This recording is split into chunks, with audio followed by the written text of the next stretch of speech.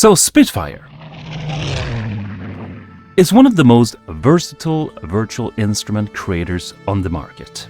They not only have a huge catalog, they also have quite a few options and versions of instruments, from high-end libraries to much more affordable ones, and even free instruments. In my mind, they have the best all-round orchestral library right now. More on that in an upcoming video. They have even delved into ultra-detailed libraries for the pros, they have specific libraries for speed writing certain situations, and quite a few libraries featuring specific artists' approaches. So why am I saying all this? It starts to sound like I'm sponsored by Spitfire. As a matter of fact, no, I'm not. And you might have seen my review of their Abbey Road Orchestra's Symphonic Strings Professional Library, where I show there is some need for improvement. No, I'm not trying to bash or sell Spitfire. The question is, what else can they come up with now? They have their own engine. They have pretty much done everything out there that fits their brand, and they have done it mostly truly excellently.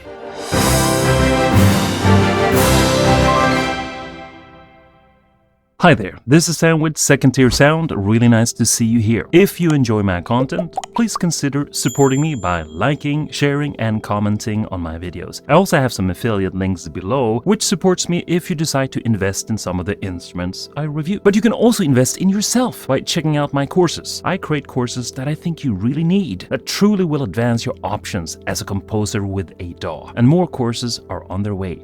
Thanks for checking it out. So, out comes their Cells instruments. This I really like, being a composer that for the moment have pretty much all I need in terms of standard instruments. You might have seen my previous review of their Impressionism library, which is also a cell library. And now they have recently released the Ólafur Arnalds Cells. Help me on that pronunciation. I mean, I'm Swedish, but Icelandic names, sorry, Ólafur. So this is a library that works pretty much the same as the cell library Impressionism, obviously with a different sound. But you might wonder, what is Cells and what does the Ólafur version sound like? Well, let's take a look.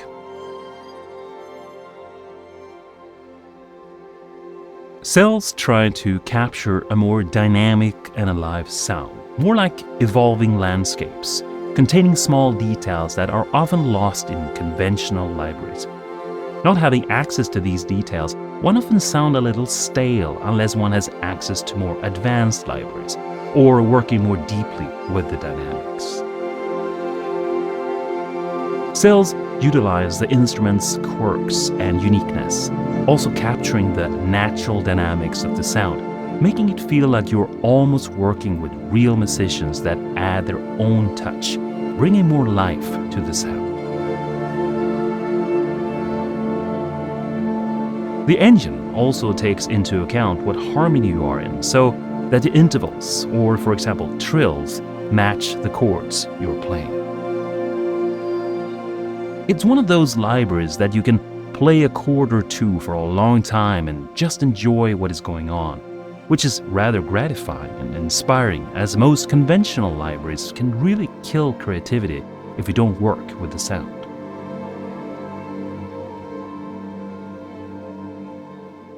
Let's take a look at the controls for a bit, at the same time listening to a few examples. So let's start by hitting a chord quite softly on the keyboard. And as you can see here on the right, Cells have recognized the harmony as A major, and that means that if there are anything being played randomly, it's still gonna fit that harmony.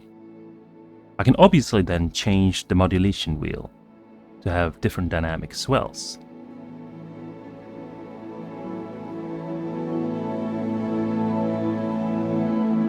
As you can hear, it's not just a long note, there's small different embellishment going on in instruments. I can also change the variation here.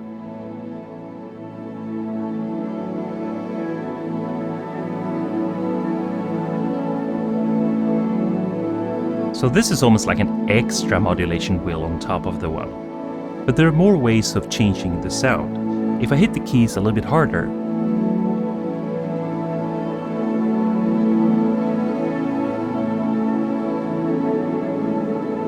the instruments are starting to do more variations.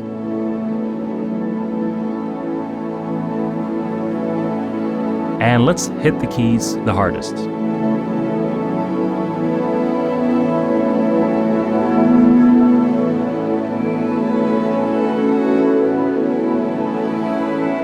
Now you can hear the instrumentalists, you could call them, are playing more freely. They're adding more different melodies and embellishments to the chord. But they all fit within the harmony that I have decided. So you have quite a few different ways of working with this instrument. It almost feels like the instrumentalists are playing forever. But there are certain patterns, and basically down here you see these different patterns, and the images give you a hint of what you can do with them. Let's try another one. You can see cells recognize my chord to be a G sharp minor or A flat minor. And even if you raise the modulation here, we notice that doesn't seem to be much going on. It's a little bit different, but it's still quite sparse. So in order to get that effect, you have to hit the keys harder.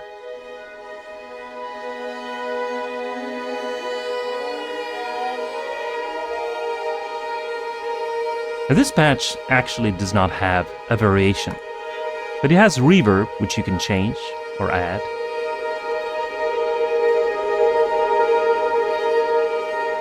Or the release.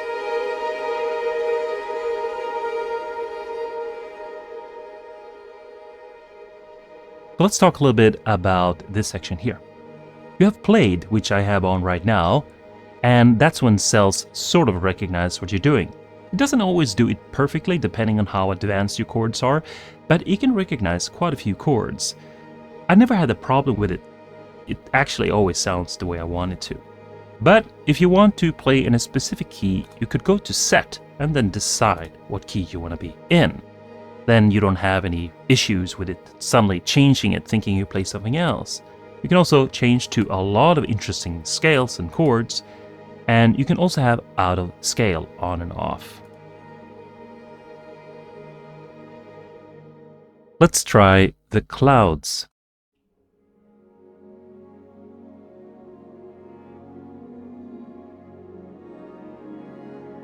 This one actually doesn't have different layers. It's always the same kind of sound, but you can change it with the modulation wheel.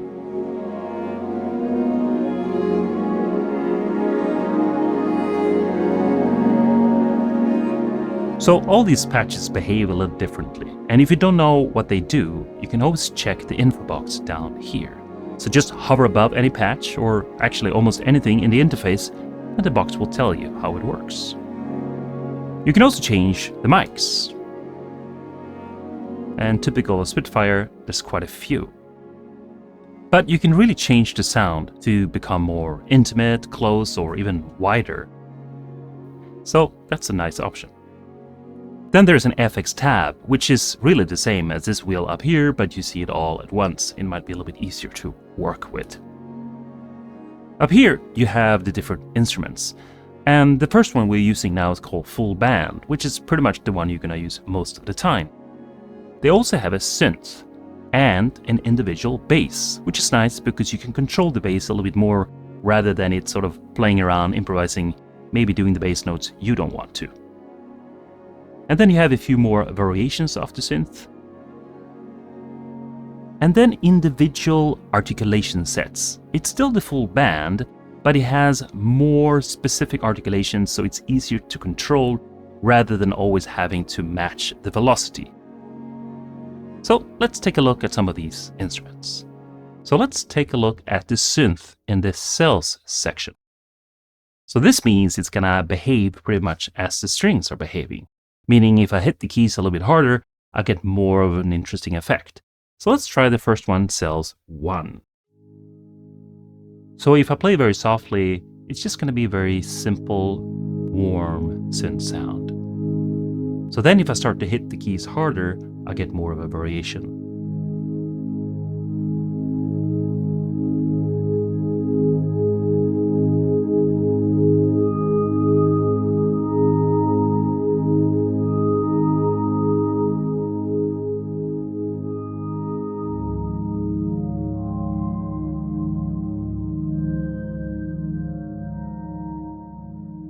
The Cells 2 work the same. It has a little bit different sound, a little bit sharper, a little bit more broken.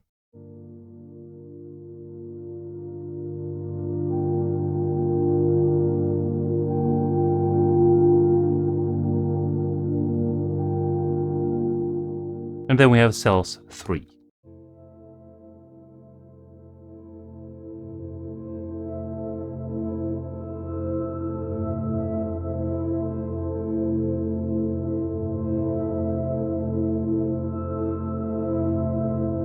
And then again, if you want smaller intervals, you just have to hit softer on the keyboard.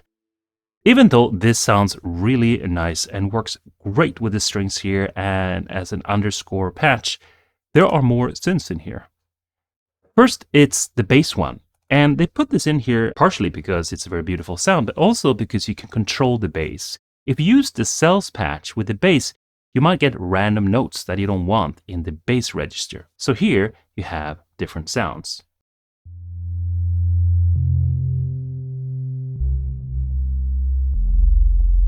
This is just a perfect sub bass that, for example, I would put underneath my double basses to just add oomph that is felt rather than heard. But they also have some beautiful sounds here.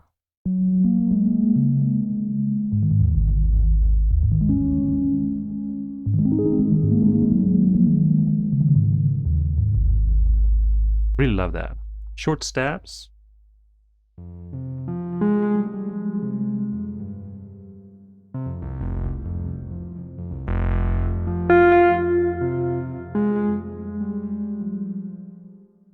And then short sub.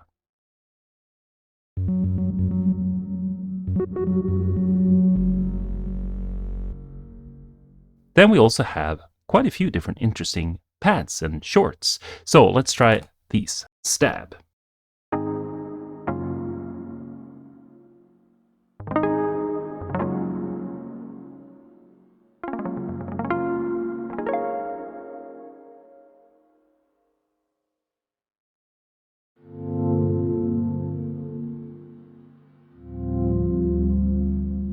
I just find these sounds very, very, very inspiring and interesting, and it gives me goosebumps almost.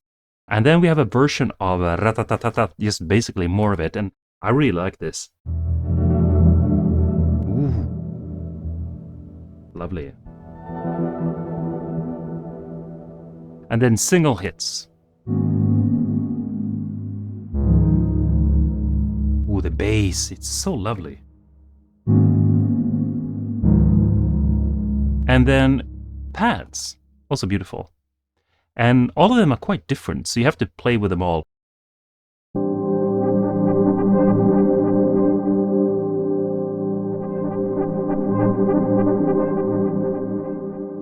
Let's try Revenv, or Reven 5 maybe, I don't know what it means.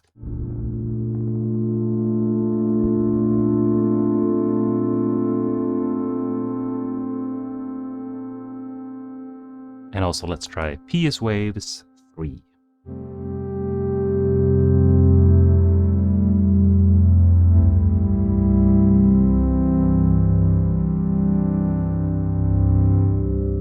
If you know how to program synths, this might be easy for you, but I have to say, for me, who doesn't really know how to do this stuff, I love these patches. They're perfect. Now, there's also more. Organic warps. These are fun, perfect starters of a piece.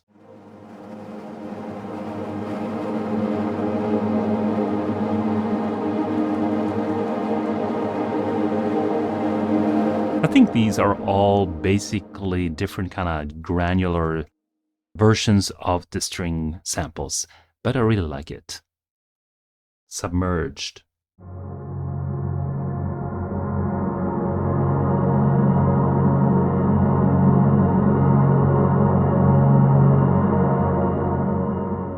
Let's also try sonic warps.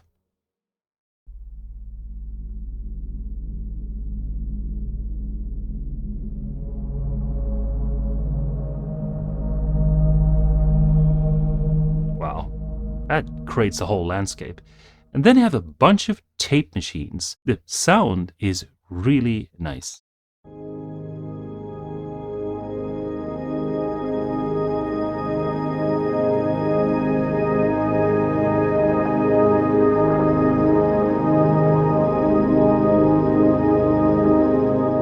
let's try the tape high sustained note.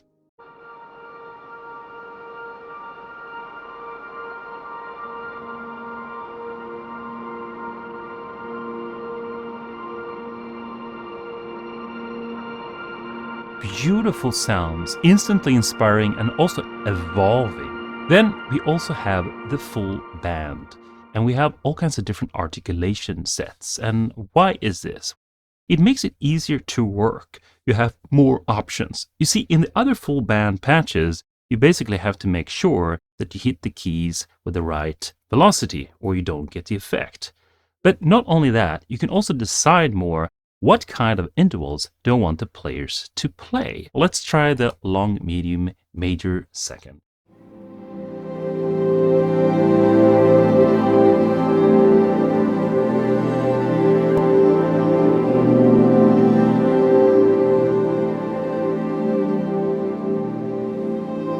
You can particularly hear it in the basses as they change the bass notes, but it's basically playing all kinds of extra notes here, making your chord sound much more full and interesting.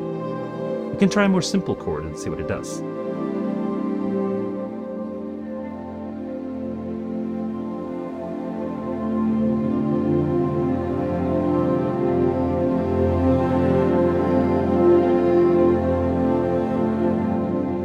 So let's try a different thing here. Let's try, for example, a minor third instead.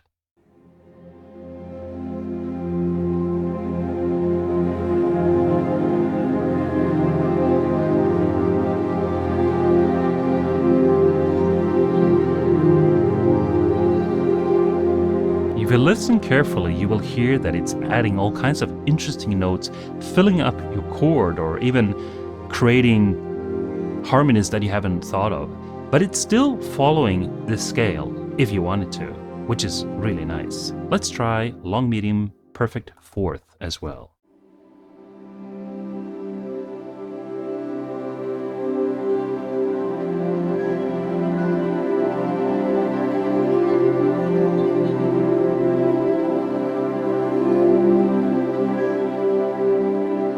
So you can hear that it's playing the fourth now and then, really creating a dreamy quality.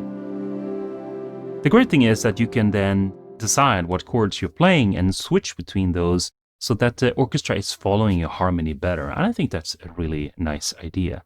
So basically, all of these different patches work the same, but then with a different articulation. There's a glissando one, or the combination, which is more, or octave, or sparse, two note, and even the synth cells work here. Let's try that out. So basically, you could decide here what interval you want the synth to play, and only that one. And it goes all the way up for a whole octave.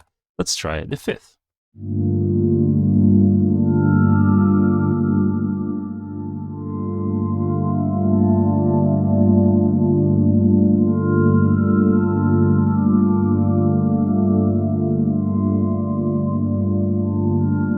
So you create really interesting texture that are so simple but still very interesting, as they don't sound the same all the time, as these random notes are happening back and forth. So what do I think about this one?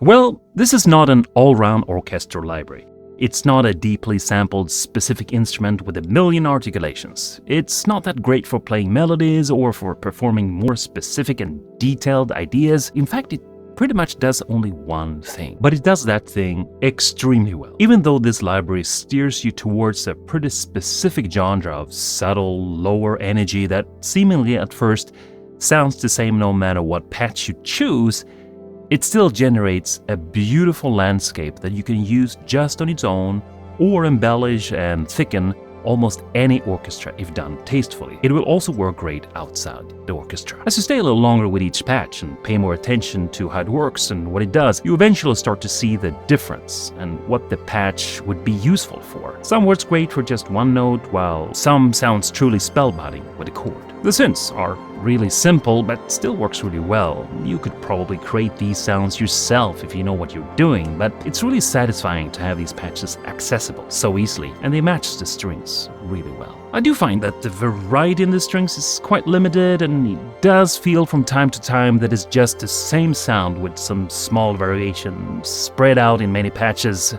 and a bunch of mics a la Spitfire, and it's not easy at first to figure out what you use what patch for, but it's a lot easier than Impressionism, where the names and pictures, even though poetic and inspiring, are completely arbitrary and you'll never know what patch does what. I also find that the variety knob is inconsistent, as it only shows up on very few instruments. It seems like I missed the opportunity, as it could have created more unique and inspiring sounds. I also find the sound is often too loud and quite often very mid-heavy in the EQ. And this is not just a matter of playing too many notes. It is easy to fix with an EQ and the volume, of course, but it feels unbalanced and could use an update. There could also be a risk of sounding just like Ólafur, or like everyone else who's using this library if you don't work it both in the engine and with other instruments, which is something to consider. But in the end, I really like this instrument, as it matches very much the kind of instruments I'm interested in right now. It is instantly inspiring and works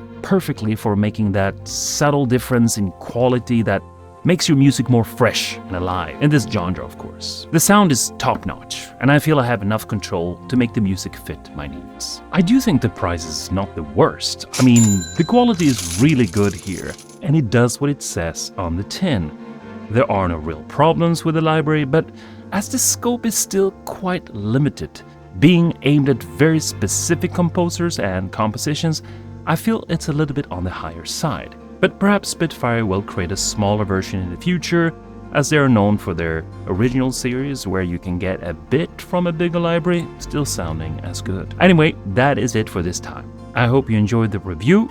Please let me know in the comments what you think, and please consider supporting me with the links below. I also wanted to thank Spitfire Audio giving me a review copy. Remember to write lots of music and focus on your craft. Until next time, take care.